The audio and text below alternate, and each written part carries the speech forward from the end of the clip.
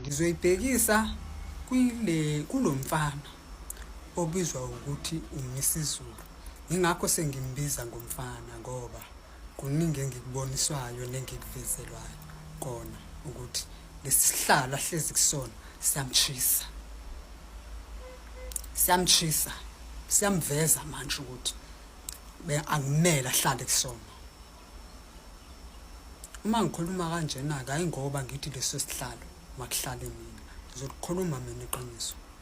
Yabona leso sihlalo leso sobukhosi asihlali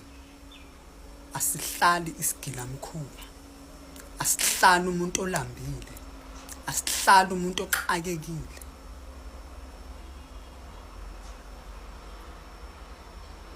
Asihlali isigebengu leso sihlalo leso. Kuyavela manje siyakushisa Misizulu leso sihlalo mfana wami, siyakushisa.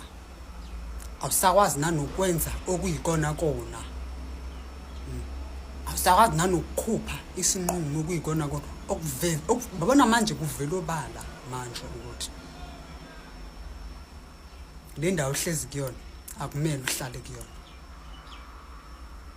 Angazi noma uyazazi yini, angazi noma uyasazi yini isiphetho sokuhlala esihlalweni sobukhosi maqede phula umthetho noma maqede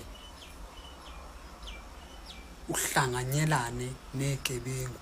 Angazi noma uyazi ukuthi uma wenza kanjalo esihlalweni sobukhosi kuzokwenzakalani ngempilo yakho, ngomndeni wakho, ngawe futhi ngakho konke nje okuthintelene nawe. Angazi noma uyasazi yini isijeziso esiye siphume esiye sibekwe phezu kwempilo yomuntu owenza njenganawe.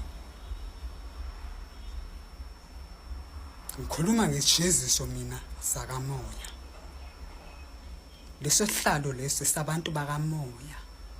Angizwa akusona sombuso wezwe sokubusa izinto zezwe, isihlalo sakamoya leso hlezi leso othi wena uyayiclaim ukuthi uyinkosi yakhona. Sakushisa mfana wami, hayi sakushisa. Ngiyawezwa amanye ama-comment la ayaqhamuka, nawe futhi ngiyakuzwa noma usumile kuleyo pulpit esukume kuyona uthi uyakhuluma. Mfana wami, hayi kokusiza ukuthi wenze okubili, ukuthi uzikhiphe wena noma bona amakhosi asengasekho emhlabeni ekuyibona abalwela leli lizwe, abadela impilo zabo ukuze leli lizwe lingahambi, noma bona bazenzele abafuna ukukwenza phezu kwempilo yakho. Sengikhulumile mina ngiqedile. And futhi ngale message engiyidlulisayo, asinqeni thina ukuthi sithathele thina isinqumo ngezwe ngoba izwe alihlezi ngoba izwe akuhleli wena wedwa kulona.